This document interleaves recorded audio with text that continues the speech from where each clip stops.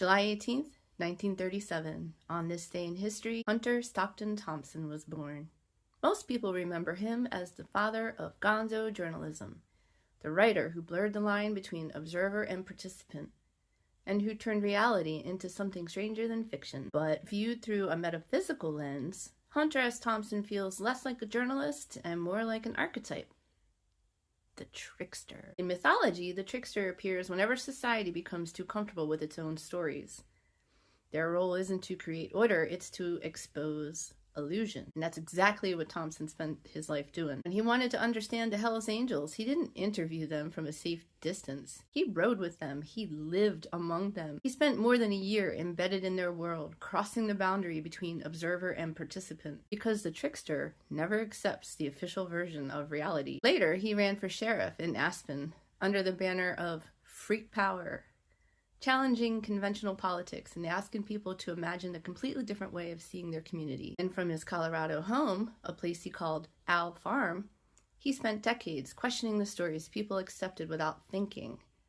He purchased a property with royalties from his Hells Angels book and made it the base of his operations for the rest of his life. The owl symbolism is hard to ignore. Across many traditions, the owl is a creature of the night, a guide through darkness, a symbol of hidden knowledge. And in Greek mythology, the owl was sacred to Athena, goddess of wisdom, strategy, and clear sight. She's also sacred to Diana. It represented the ability to see what others could not, to perceive truth hidden beneath appearances. Whether Thompson intended any of that symbolism or not, it's a very fitting image. His life's work was never about accepting reality at face value. It was about venturing into places most people avoided: political campaigns, countercultures, social myths, and the dark corners of the American dream, then returning to tell the story. In many magical traditions, transformation begins with disruption. Before the old story can die, someone has to expose it. Someone has to pull back the curtain, reveal the illusion. Thompson died by suicide in 2005 at Owl Farm, and per his wishes,